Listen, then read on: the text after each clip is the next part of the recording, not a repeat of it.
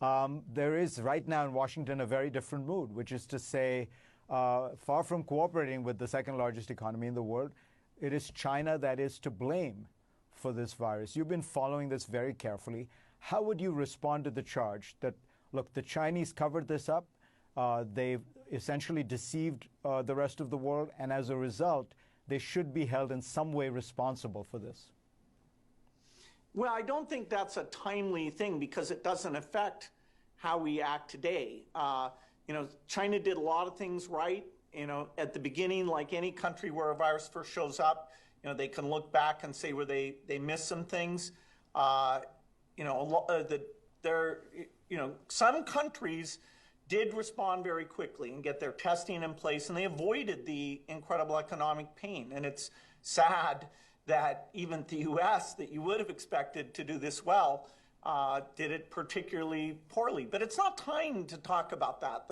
This is the time to take the great science we have, the fact that we're in this together, fix testing, treatments, and get that vaccine, and minimize the trillions of dollars and many things that you can't even dimensionalize in economic terms that are awful about the situation that we're in. So that's a distraction. I think there's a lot of incorrect and unfair things said, but it's not even time for that discussion. You've worked a lot with the WHO over the years. What do you think of the charge that they didn't push back hard enough, or maybe were even complicit in China doing a certain amount of deception and not revealing everything? China did not give WHO the access that they should have, also the CDC. Do you think the WHO is culpable? Basically, no. I mean, in the retrospective, we'll see things that WHO could have done better, just like every actor in this whole picture.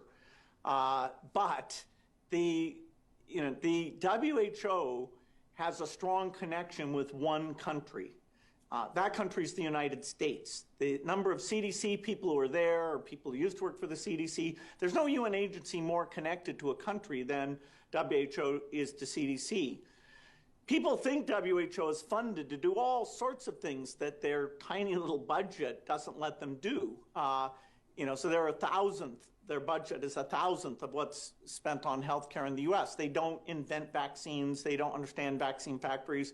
But what they do is very, very important. The eradication of smallpox, the progress on polio eradication. It's a phenomenal organization that we're more dependent on them today to drive things than we ever have been. And so, we need to support them, help them, and, at the right time, think about, for pandemic 2, how should all of us do a lot better? You have been caught up in this controversy where you and Dr. Fauci are the targets of a certain, kind of right-wing campaign saying you guys are in some way part of a conspiracy. Does it bother you? Does it affect the way you need to do your work?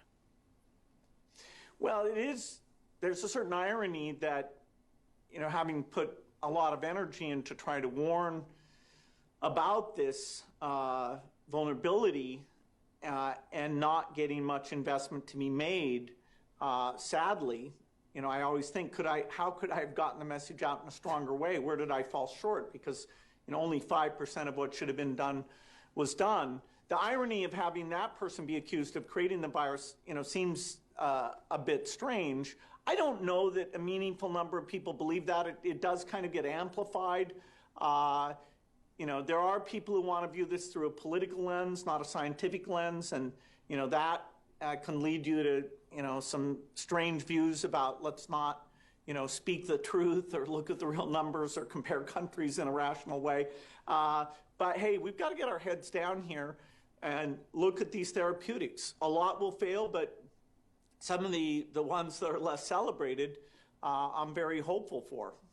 Bill Gates, always a pleasure to have you on. Thank you so much. Yeah, thanks. That was great.